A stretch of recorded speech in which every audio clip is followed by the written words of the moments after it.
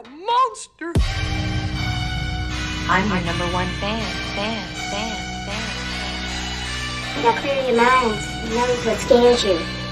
It has from the very beginning. You know, it's Halloween. I guess everyone's entitled to one good scare, huh? It's been informed that zombies have entered the building. They're at the door. They're coming in.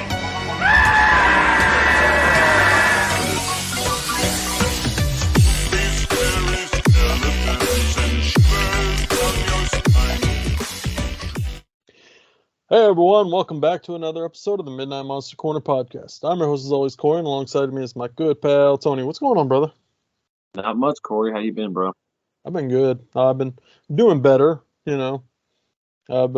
We've kind of taken a little hiatus, and I haven't really spoken about it too much, but I will go ahead and let the viewers know that I just recently suffered a loss in my family, and it hit me pretty hard. So that's kind of why we've been a little absent the past couple weeks, as I've had to prepare for that and go to funeral and stuff. But we're back. We're going to hit it hard. I'm ready to rock and roll, and we got a banger. Today, definitely. We have one for the ages, I'd say, with this movie. Well, we've been planning this for a while. Like I said, I kind of had unexpected death in the family that I'm not going to go too much into, but yeah, we had to kind of put the show on hold for a minute while I got that sorted out. And we've been planning on doing this episode for like a month now, haven't we? It's been about that long, but yeah, completely understandable at the same time. Yeah, but I'm back. I'm good. Everything's good, and I'm just happy to do this one. I'm really happy. I'm excited to do this one, actually. Tony, you want to jump straight into it? Yeah, man. Yeah, absolutely. You want me to just kind of, the plot is like paper thin for this movie, so it's going to be like spoilers. There's going to be a lot of spoilers. I haven't done my research to find out where exactly this film can be watched at. I don't know. I know that I've got the Shriek Show DVD. That's it. I'm pretty sure it's on Tubi. This is Italian, correct? Oh yeah, definitely, man, definitely. Yeah. And it shows too. It's definitely an Italian. I'm gonna get into that because there's some things there. But yeah, so folks, spoilers, and check out possibly Tubi. More than likely, it's on Tubi. It definitely, if it's Italian, it's there. I think it's it's on. It's streaming for sure. Yeah. But yeah, I mean, if you want to, so folks, tonight we're covering 1981's Italian splatter zombie flick, Burial Ground, and I got my edition courtesy of Severin Films. It's beautiful Blu-ray. I want that. Boy, I just love that cover, man. Yeah, that's sick. The zombies look absolutely incredible. Michael looks creepy. Yeah, he definitely does. We'll get into that. We're definitely getting into that one. Zombies look very, very similar to how they do in the film on that cover as well. It's one of the cool things about this movie in particular. When we get into it, we'll talk more about it. But yeah, 1981's Burial Ground. The director is I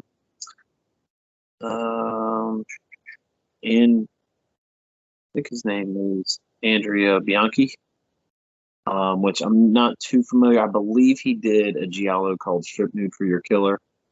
He's done a couple things here and there, but I think this is probably his biggest or most well-known movie in his filmography. I think he did a lot of like smut and porno stuff. So, and I'm gonna have to check that out. Yeah, and it shows in this movie too. There's a lot of gratuitous shots of women, and there's even an uncomfortable scene. Oh yeah. We'll definitely get into that. Yeah. That's a doozy of a scene, I will say. But yeah. So basically, dude, we want to kind of give the very, very thin, small plot, knock that out. We can. If you want to. I mean. Okay, I can. Yeah. So basically, You follow, how many couples is it? It's like 3 or 4 couples who Couples. travel to this villa slash ruins. It Yeah, almost looks like Greek ruins. It's really, really odd to me.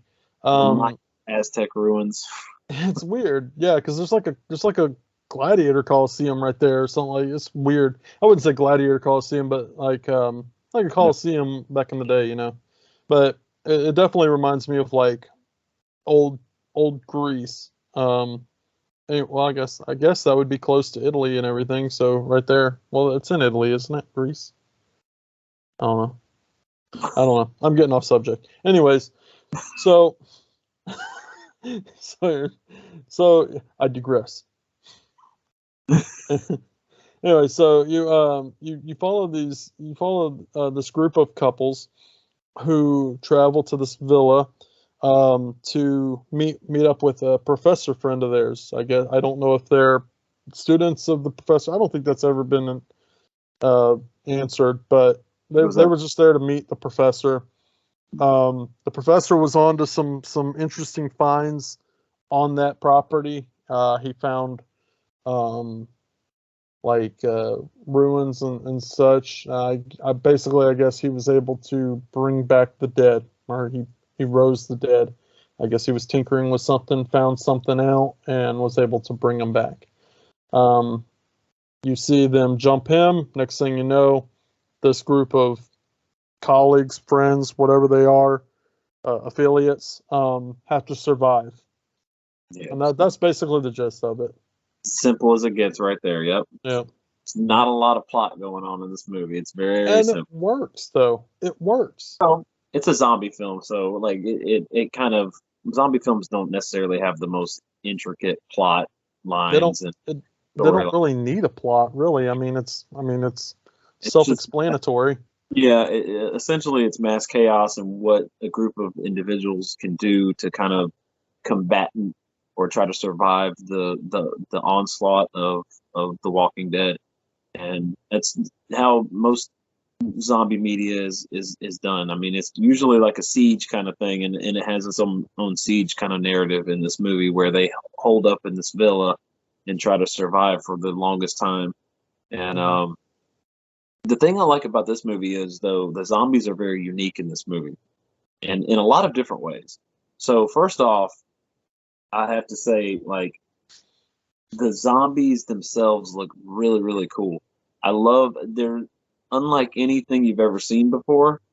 They're almost like dried out and crusty, and like when they get like hit over the head and stuff like that, it's like dirt and cake. It's really, really gross, man.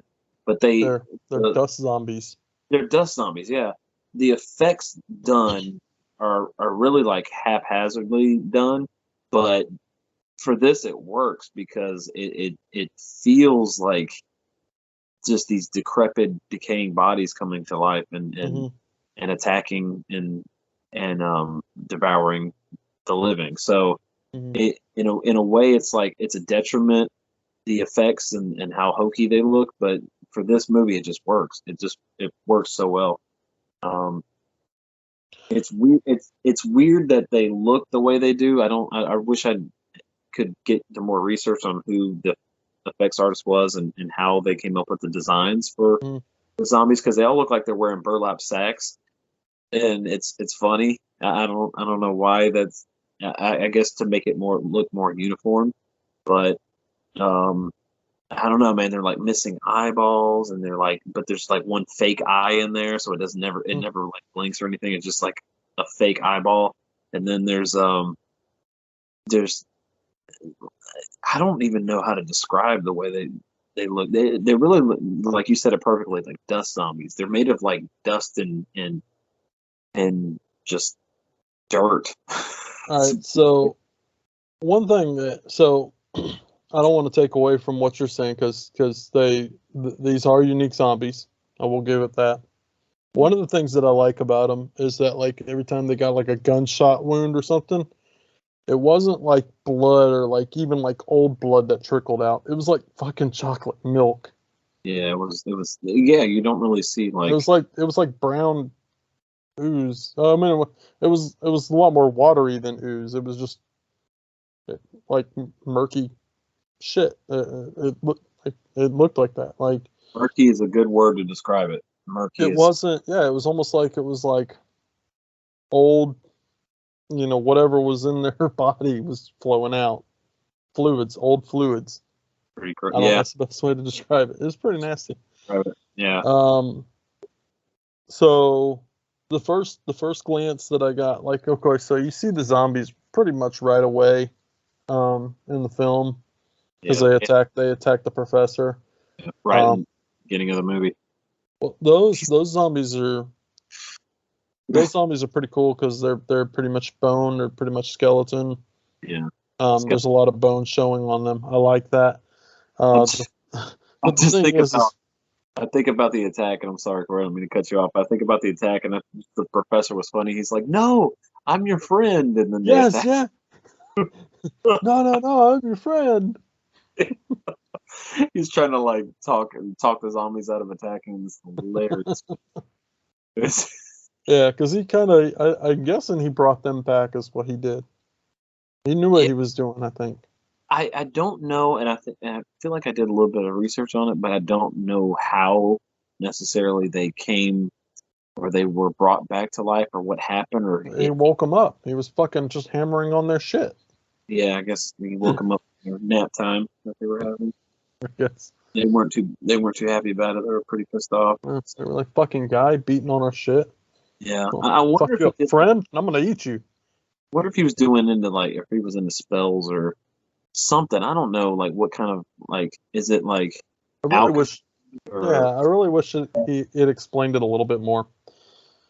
he looked like Um, an alchemist. I mean, if you I don't know. I just got that feel from him. He kind of favor or kind of not that they have a look about him, but I don't know. I just thought he was for whatever reason. But yeah, it's I don't know, man. And the cool thing about these zombies too is what makes them very unique as well is that they're actually pretty intelligent. They use tools to Oh yeah. attack and cut down victims and stuff like that. Like the scene where the maid is out of the window and the zombies take the sickle and put it up. That's probably one of my favorite scenes. That's a great scene. It builds up to it too. It doesn't. Yeah. It's not a quick scene. It Yeah, kind of like they slowly do it. So here's the thing.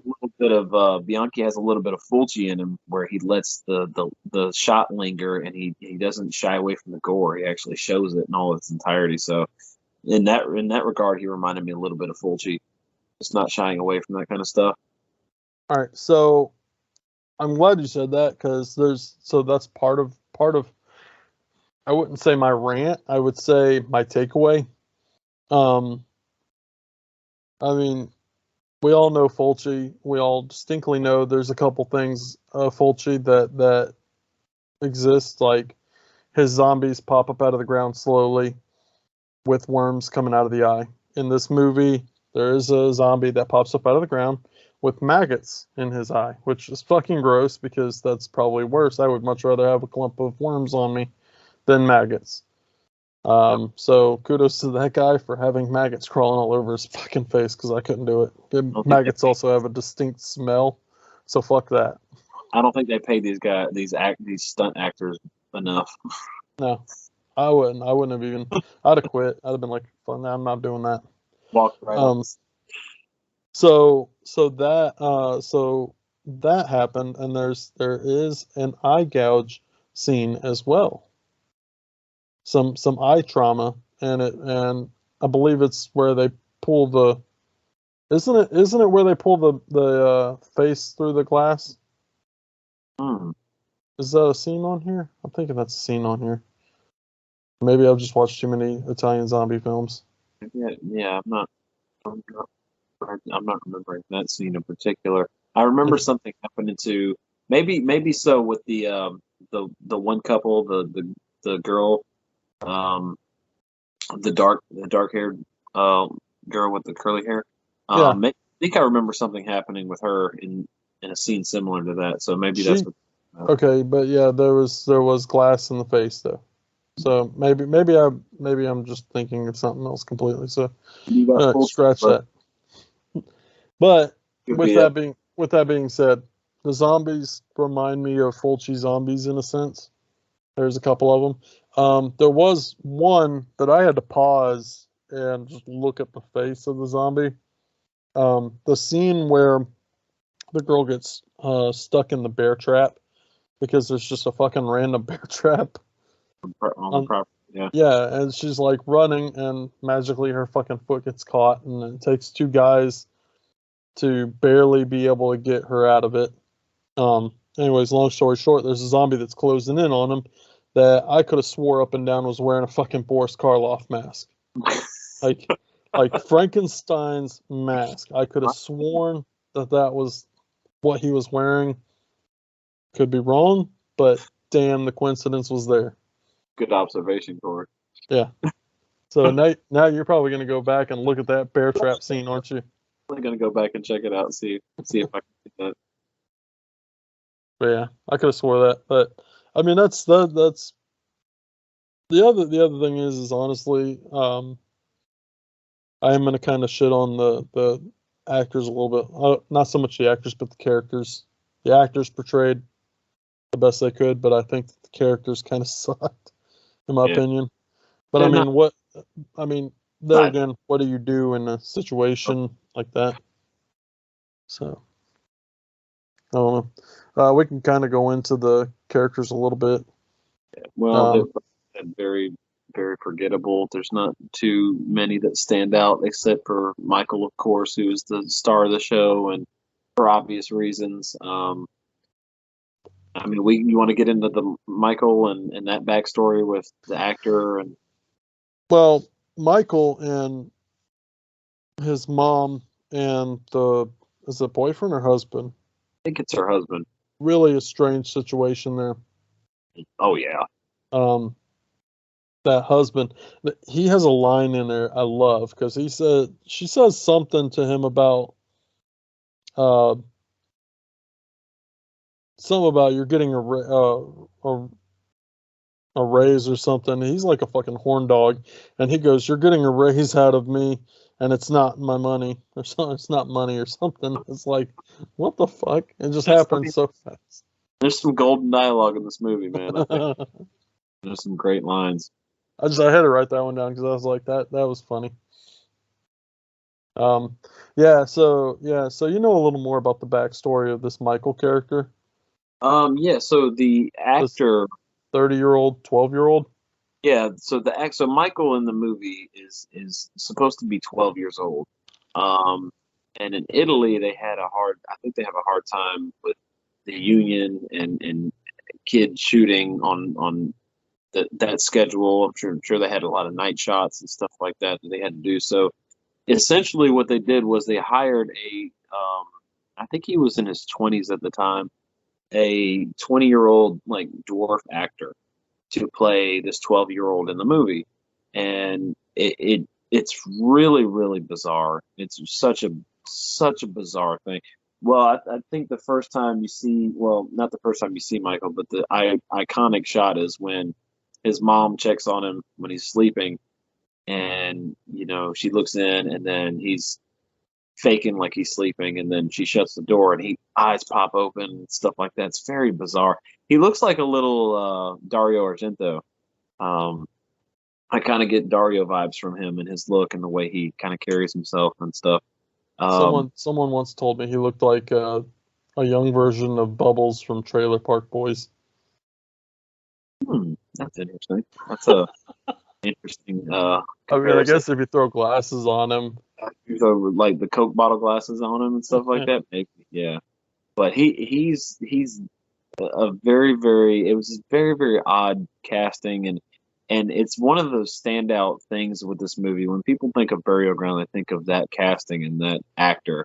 So much so that I think there's a feature on my on this Blu-ray where they interview the actor that played Michael, and it says Peter Still Lives, a festival Q&A with actor Peter Bark, who played Michael in the movie. So apparently there was a lot of lot of buzz around what happened to this actor. Where did he go? Did he just do this movie and disappear? Did he have a career in Italy?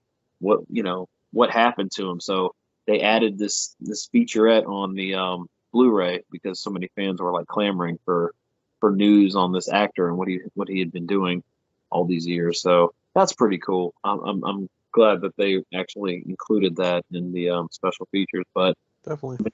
it's so odd seeing a grown man play like a child, and in this film, it's so bizarre. Well, what's ultimately odd is what he does in this film too. 100%, yeah. I mean, it's definitely, what's the word I'm looking for? Oh God, I'm at a loss. It's very taboo. It's very taboo. And that's very disgusting too, man. I mean, if you want to get into that part of it, we can too. So right away, you're instantly met with the feeling as an audience member with the character of Michael and his mother, with a sense of jealousy, where it's almost like she's torn between her son and her husband, who I don't believe is Michael's dad. I don't think it is. It's like a stepdad or something. I get the feel that as it's a stepdad, but you could definitely tell that he craves his mother's attention all the time. He has to have his mother's attention to the point where he's got incestual feelings about his mom. Yeah, and you're met with that because there's a scene where her husband dies in front of them. And then they go upstairs, and it's weird because she's like not really mourning her husband at all. I mean, anyone in that situation, I would feel, would be mourning their loss, but she really wasn't mourning, and instead, in the way for him to comfort her, at first, he's kind of just like hugging her and holding her, and the next thing you know, he's groping at her boobs and even like putting his hand up her dress. Oh, and yeah, very, very uncomfortable. Oh God! And then it gets like worse further on because of what happens. God, yeah, it's probably the most infamous scene in the movie. Yeah, I mean it's a cool, like, I don't know, I'm weird like that, but there's always like, so zombies will just eat whatever, and I don't know. I just always found it kind of funny or fascinating when they eat, like, the private parts. I think it's just a little funny. I mean, they will eat whatever they can get their teeth on, I guess. So yeah. So long story short, later on in the film, Michael has deceased, and they come across Michael. And he's now zombified little midget weirdo, and basically she goes up to him to comfort him. Isn't he missing an arm? He's completely missing an arm or something. Yeah, because when he was attacked, the arm was gone. Because the chick that was like munching on him or eating on him was like eating on the arm. So he kind of did the whole fake thing where you put your arm behind your back and there's like a fake arm. Yeah. No. But she goes up to him to comfort him, and then that's when she's like, I know what you want, and she like literally pulls out her breast, like, I don't know, and I don't know what she's trying to do there, but it's like she's gonna straight up fuck your kid right there or something. Freud would have a field day with Michael, like straight up. And then he just fucking bites her nipple off and eats it. Yeah, there it is. There's the scene that we referenced or we were talking about. If you haven't seen the movie, that is the scene that is this movie's well known for, and many people know what is that, the nipple biting movie, zombie movie. So it has a reputation. It is, it's not as underground and underseen as one might think. This movie definitely has its own reputation. I'm really just at a kind of a mindset of what was he thinking at the moment? He was like, you know what? I think I'm just going to make these two characters incestual, and I think it's going to work. I don't know if that was written into the screenplay or that the director just wanted to mess. Like I could, cause like her husband was made out to be like some sort of fucking horn dog. So I was expecting like, maybe her husband would pop out and then she would like go up to him and act all raunchy to him, and then get fucking eaten. You know? Yeah, possibly. I mean that I don't know. I wonder what that was, if that was written into the script like that, or what. I don't know if this decision made on I don't know. I really don't know. Like I said, I don't know who the screenwriter was, but He could have he could very have just been odd. like that day, like they went to go film that scene and like the husband was sick or something, so they were like, what do we do now? I guess we'll just wait. No, no, no, we already got the cameras rolling. Fucking just throw her kid and we'll just make it an incest scene. It's cool. Bizarre, man. I mean, there's the Italian thing with the zoom in shots when you get a lot of shots of the faces and stuff like that. There's a lot of that in this movie. Hmm. You quite a bird's eye view, or not bird's eye view, but you get a good look at everybody's intense faces when the action's happening. But Hmm. one of my favorite scenes is when the lights in the villa are like shorting out or whatever, and the butler just keeps looking at. You remember that scene when he's just like looking back and forth, like every time they would flicker or something Yeah. would happen, he was just like intently looking. It was so funny, dude. I crack up every time that happens. Yeah. His face is just priceless. Every time he doesn't skip a beat. It's like Yeah. watching somebody play Pong, and he's just going back and forth, back and forth, back and forth.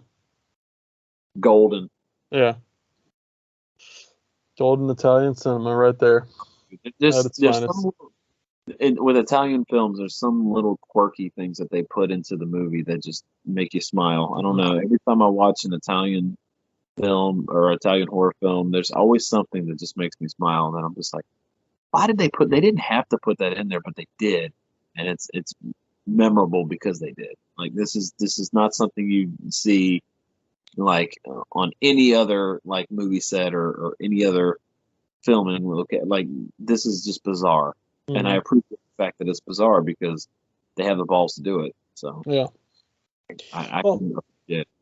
you kind of hit on it earlier, and one of the things that I feel that this film stands out from above the rest of the zombie films, and correct me if I'm wrong, um, but one of the things that even like George Romero later on in his career stumbled on was, well, I guess not. He pretty much did that throughout his uh, Living Dead movies, but basically just zombies were once people, still had somewhat of a mindset of a person, still could somewhat think. Um, so a lot of times, like they would use tools and stuff. And one of the biggest films that I can think of is Land of the Dead. Where like Big Daddy, kind of showed, because he started showing like the other zombies how to use tools and stuff. And the one was like just holding a gun, and he was like teaching them how to use the gun. Not aim, yeah. Yeah, and it's like even like Bob the Zombie, Bob the Zombie recognized, stuff. And so I love seeing zombies use tools, and even like in the final moments of the villa, they were using like a battering ram to bust through the fucking door. And I mean, that's, to me, that's awesome. I mean, Yeah. granted, I don't think that anyone that's dead is going to think to use a tool, but I just like the fact The that, fact that they do, yeah, and then they yeah, added in is just unique. Like I said, very unique. These zombies are very unique. yeah, They stand out on their own, which is funny because they're just aimless. They're very slow. They had that Romero kind of slow pace to them. just Italian in general, because that, Yeah. Well, even, yeah. I mean, even like that right there just But screams Lucio Fulci to me. right, but they were so, at that time so influenced by Night of the Living Dead that a lot of Italian zombie films, except for like only exception I can think of, which is not really a zombie film. If you listen to Umberto Lenzi, he will say that Nightmare City is an infection film, one of the earlier infection films to ever come out. Mm-hmm. But the infected in that movie are just fucking fast, man. They're just hauling ass. They're just maiming people, and it's unique in itself because it's one of the first times I've ever seen an infected film, and it be called an infected film, because I know people have called it a zombie film, and he's vehemently against it. Like, no, it's not a zombie film. They're infected people. That's what they are. So It's kind of like The Crazies. yeah, The Crazies too. It's in kind of the same way, in the same vein. That movie, Nightmare City, is probably more influenced by The Crazies than maybe even Night of the Living Dead. I don't know, but yeah, you don't see that very often. But you can tell that the Romero influence is big in Italy when it comes to the Italian zombie films. I mean, that's the template that they have to go off of and try to emulate and stuff like that to make this film successful and to make them make money. So you are going to see a lot of those similarities with them ripping that style off at the end of the day. But in this one, you don't think much of the zombies because the way they move, the way they gesticulate, the way they just their posture, like everything. You just don't expect them to be like intelligent enough to use tools to their advantage to get what they want and to get where they need to be. So it's pretty clever, and it's pretty fascinating that they went that route. Definitely. Yeah, I mean, I'm glad, because like I said, I love seeing them. That sickle scene is just, I love it. Yeah. What I love about that scene the most is the fact that, like, so you have this girl, she's hunched over, and instantly, as soon as she sticks her head out, like, she's met with like they're raising this sickle up at her. Yeah, don't waste any time. Yeah, and it was like the perfect moment for you sticking your head out of a window, and they pull it down, lop off her head, they start eating it. Right, her body's still hunched over the windowsill, and this guy comes looking for her, and he sees her hanging out the window, and he's like tapping her on her back and stuff, and then finally realizes that she doesn't have a head, and then he's looking down, and he can see that they're eating the head, and he just grabs her feet and just.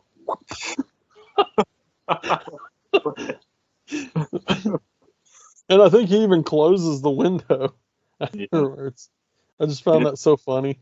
Well, there's one of the characters is just the stupidest line of dialogue you'll ever hear. He, when they're all held up in the villa and they're all trying to barricade the villa and trying to protect themselves, one of the they've been in the villa for quite a while, and one of the guys has the bright idea to say, "Hey, you know what? Let's just let them in. Maybe it's something inside they want. Maybe they won't even bother with us." I'm like, excuse me? The fuck did you say? Yeah, I love that. I hope you're not in charge of this group, dude, because damn. Well, they did it. They let them in. They did, yeah, I know. But that's the thing. Like, I don't. It's one of the dumbest lines of dialogue you'll ever hear in a zombie film. To say, hey, let's let the zombies just casually come in. Like, maybe it's something inside the house they want. Maybe it's not even us. Why take that chance? You know what? I mean, maybe I could see that in a sense that the professor was down in those basically crypt or catacombs, right? And he was I don't know if he was an archaeologist or what, but you seen artifacts laying on his table. So maybe the mindset was right. Maybe they're like, oh, maybe, I mean, granted, that wasn't the case, but even if you possibly think that's correct, you take those artifacts and you throw them out the fucking window to the zombies. I mean, that's what I would do. Come to you. Is this what you want? Fuck, man. Come on, like, use your head, dude. Use common sense. I don't know. I just thought that was hilarious. I had to write that line down. I'm like, this is fucking bizarre to me. I cannot believe this dialogue just came out of this man's mouth. This line just came out of his mouth. What was really bizarre to me was when when they ran to the, what was it, the little church or Sacristy, I put that down too. So Yeah. they thought they were safe in there, and then they turn around and the monks or the priests are zombified. yeah, It's kind of shocking, really. because they were all just kind of standing there hunched over. Yeah, don't Yeah. expect. You expect them to be safe in a place like that. You don't expect there to be chaos in sacristy, but Yeah. in this world, anything's possible. Peter says, when hell is full, the dead will walk the earth. No. There's no more room in hell. The dead will walk. Yeah. But overall, I've always had a good experience with this film. This is a fun watch. By no means is it a great movie. It's not. Let's be honest. It's No. not at all. There's tons of problems with it. There's more problems than we can even begin to account on this episode. But the little things makes It's it the what little it is. this movie has so much charm. At the end of the day, I think that's what does it for me, and personally. Mhm. There's just And no survivors. right. Oh no, yeah, it ends very bleak. Mhm. Like I said, I love the ending and where it takes place and how that all builds up and how that plays out. I think that's really a standout in the film is the climax. Even though it's shot one location, that kind of thing. It's Mhm. some people will say, "Oh, that's pretty boring," but there's some cool stunts going on. Like I think there was a zombie that goes over the ledge. I was like, "Oh, that's a cool stunt. I like that." I wrote that down. I was like, One of the things that I loved about that scene though is where they go to barricade themselves in that room, and the room, it doesn't have a door. It's got like a almost like a jail cell door, "Yeah, right? And so to barricade themselves, he's like holding the door, and he's like, "Hey, bring that statue over here." So he's expecting one woman with a fucking gimp leg, the other one who's lost her husband and son, to fucking drag this stone statue to the fucking door. What a dick. so I was like, this guy's an asshole. that's the same guy that had the bright idea to let the zombies in." Yeah. Uh, Yeah. Yeah, didn't work out too well, but No. In what situation is it a good idea to barricade yourself into a room in a zombie apocalypse? never a good idea. No. It never pans out well for whoever's doing that. No. So if you take anything away from this episode, kids, it's don't barricade yourself in a zombie apocalypse in any room. Don't be a dumbass and let the zombies in. Or that, the more you know. And don't let your son try and eat your nipple. Right.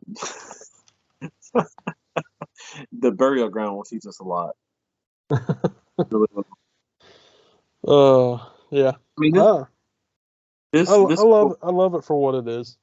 this quote on the back of the Blu-ray perfectly sums it up. I mean, it's by Chaz Baum of Gore Score. It says, "An inspired slaughter-a-thon, grand splatter in the Italian cannibal zombie tradition." It really is. It follows the traditions of zombie films at that time, especially Italian zombie films at that time.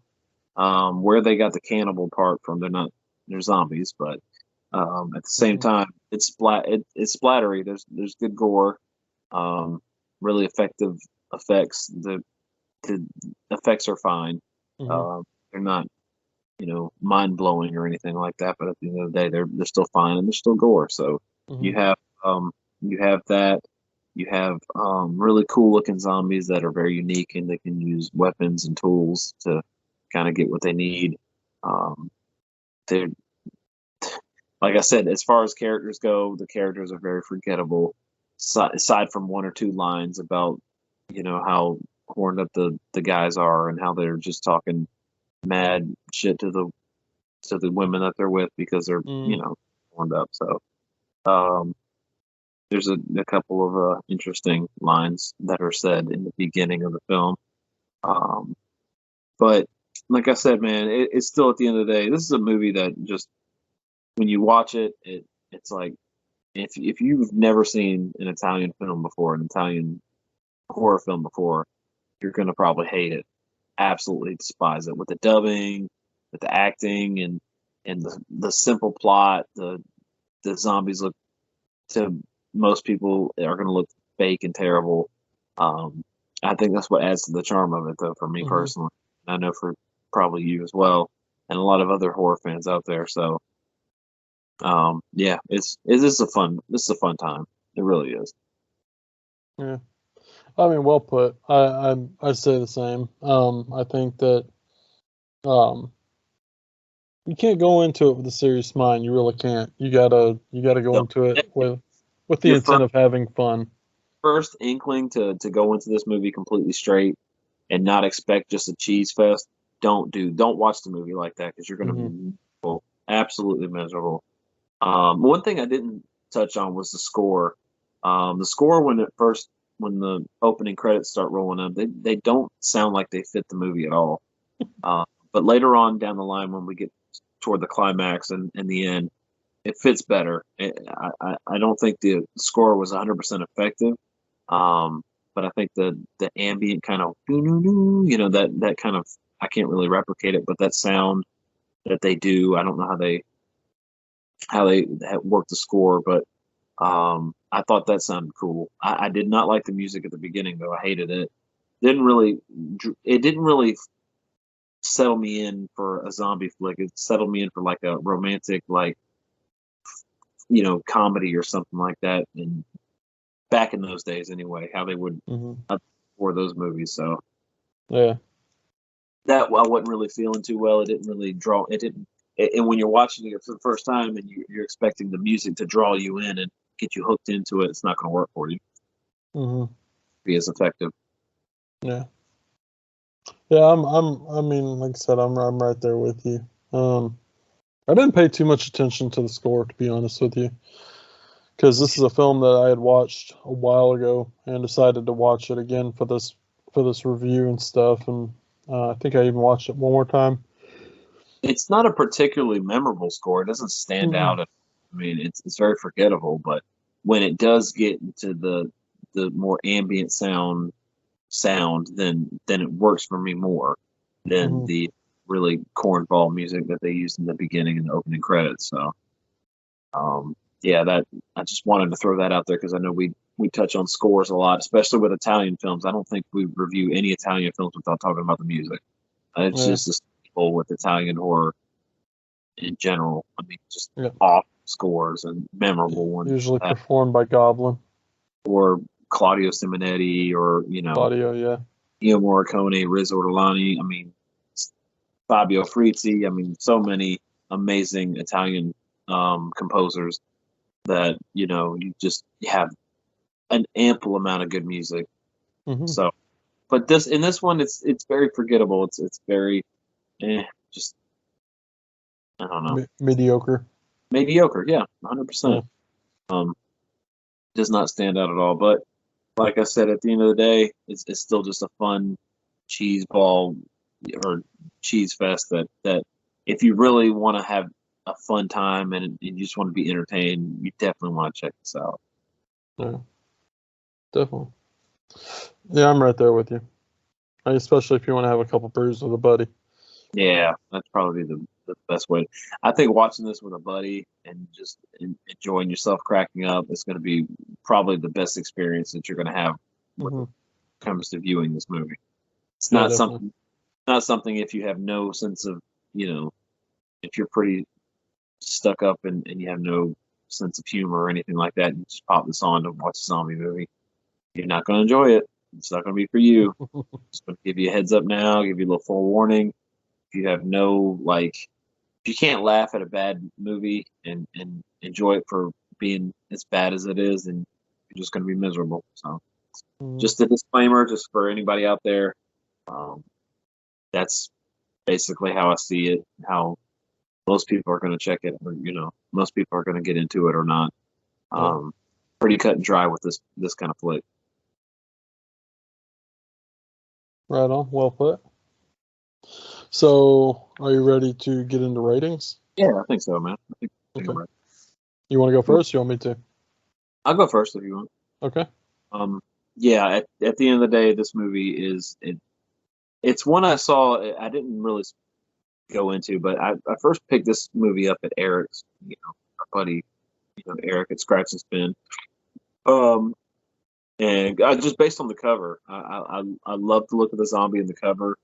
I thought, this is going to be awesome. I didn't even know it was Italian when I picked it up, and watched it, and I'm just like, oh my God, what am I watching? This is insane. But at that time, I was more versed in Italian cinema, so I kind of knew what I expected when I first popped it in. First realized it was an Italian film, saw the credits and everything like that, and I'm like, oh, okay, I know what I'm in for.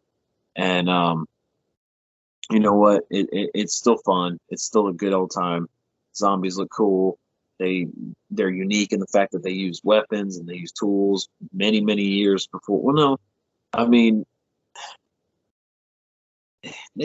Romero kind of touched on it before, but I think he really hit it home with Bub in Day of the Dead, when Bub was able to use the gun and to do what he was doing with it and him shaving and stuff like that. Like, you could kind of tell they were morphing into that whole, the dead are learning how to do what they used to do when they were the living. Well, if you remember, there's a shot in George Romero's Dawn of the Dead in '78. Was it '78? Yeah, '78. Yeah, '78. But you see a zombie pushing a cart. Yeah.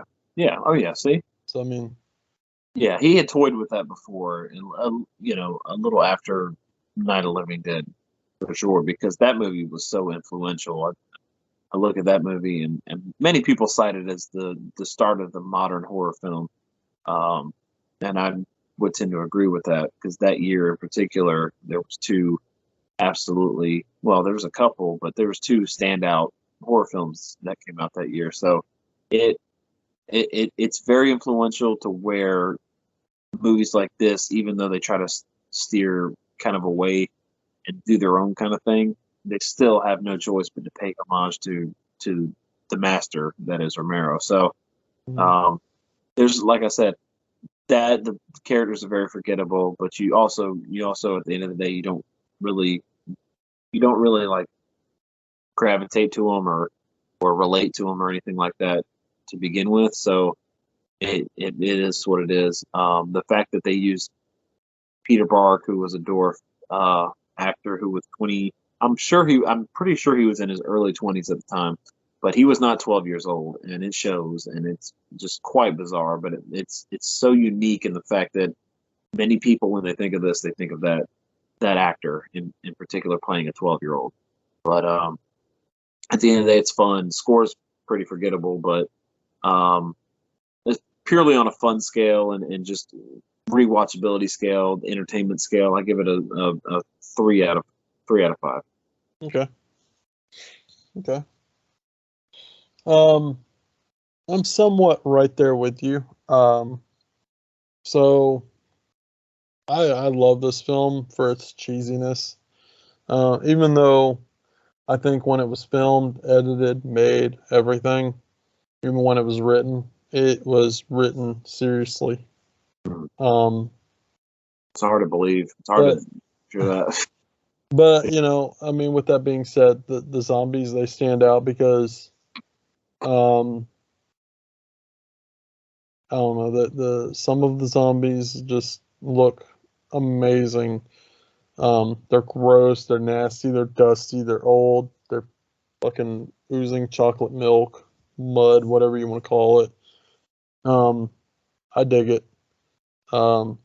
Didn't pay attention to the score, so I can't really base my judgment on, or my rating on the score.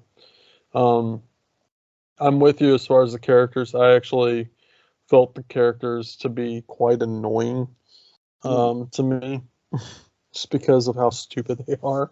Yeah, they don't. Not the best decision making in this movie at all by characters either.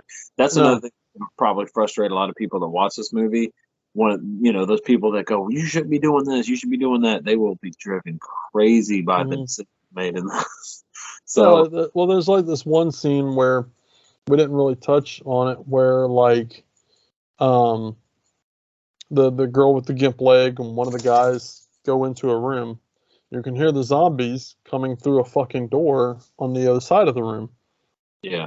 And then he's like, I'll be back. I'm going to go search for this guy. And it's like, dude, are you fucking kidding me? Like, there's zombies breaking through a fucking door right now, and you're leaving her with a gimp leg? Kind of fucked up. And they do come in. I found it very, yeah, like I said, the decision making is just stupid on the characters. I don't like it. 100%. But all that is set aside, the graphics are amazing. Even when your weird incest mom wants to bash a zombie's head in, I thought that was fucking cool looking. Where she took that girl's head and just fucking kept slamming it up against that bathtub. It's awesome. And I mean, you can see like blood and shit, and the head crush scenes are cool because you see like the inside of the zombie's head, and it's like a hollow shell. There's nothing there, and it's just dusty and I can't get over the zombie look and how they made it look dusty and decrepit. It's pretty remarkable actually, as far as like effects go, how they did that. I mean, I give them credit for making it so effective. Yeah. But yeah, so I'm a sucker for zombies with tools and everything else. So this movie does it for me when it comes to that. Again, this movie is one of those films where you could just sit down, have a few beers, and laugh at it. I don't think it was intended for that reason, but it works. It's definitely like an accidental comedy in the horror community, in my opinion. So with that being said, I gave it a 4 actually, because I like to sit down and have fun with this film. Yeah, so I definitely. I mean, I rewatch it quite often, so I always go back to it. But if I'm thinking about it in the logical sense of things that it's missing and things that could elevate it to be one of the greatest, lower budget zombie films to come out of that time in Italy, it could be so much better. But like I said, there's always room for improvement with everything. So it doesn't take away from the fun factor of popping this in every once in a while and getting a good laugh. Yeah, definitely. Well, I think we've said what we had to say. Are you ready to? I think so too. I think you're right, man. We've pretty much touched on everything we can with this one. Like I said, we can't really get too in depth with this one because it's very simple. The plot's very simple. It really is. The carnage, the characters, and all that stuff like that. And it, like I said, there's no like driving force for these characters other than to just survive. So they just go from one place to the next and just try to survive. And there's not a lot of thought, and there's not a lot of like outwardly saying what they're going to do as a group. They don't work well as a group. they kind of fall apart as a group. They really do. And the bad thing is like the reason why they're all expendable characters because they're just there. Yeah. Like you don't know why they're there. They're just there. There. Yeah. They just show up. Yeah, they really have no purpose being there other than because like the professor wanted them there. But for what reason? We don't know that. Like it's never explained. Explained. And the characters are clueless too on why they're there too. They're just like, oh, the professor wanted us here. I don't know. I think they were just looking for an excuse to get away and to go to a beautiful villa and to hang out with their ladies and stuff like that. So I guess it didn't take much convincing for them to make the trip. So, but still, it would have been nice to have some clarity on why they were there. Are they there to help the professor with his research? Are they there to look at the villa to buy it? Who knows? Who really knows? Yeah.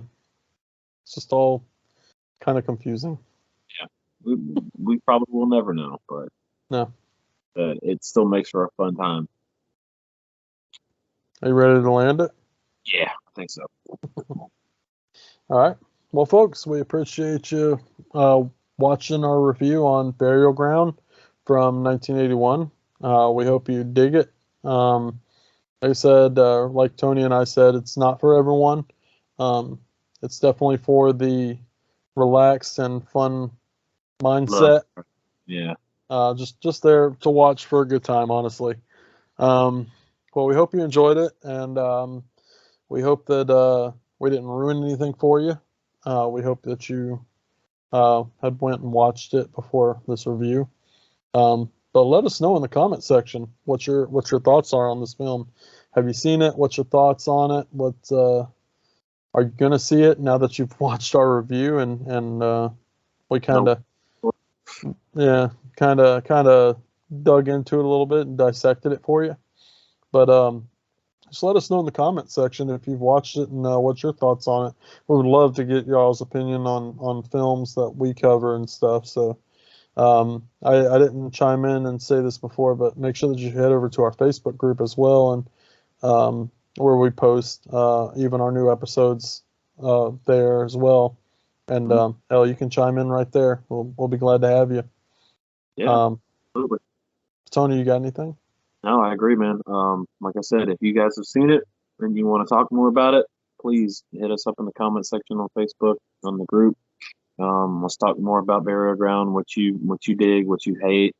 Let's have a good discussion on it, and yeah, let's do it. Let's happen. Let's make it happen. Definitely. All right, folks. Well, we appreciate you coming back with us, and we'll have an episode out soon to you. But catch you guys on the flip side. Later, guys.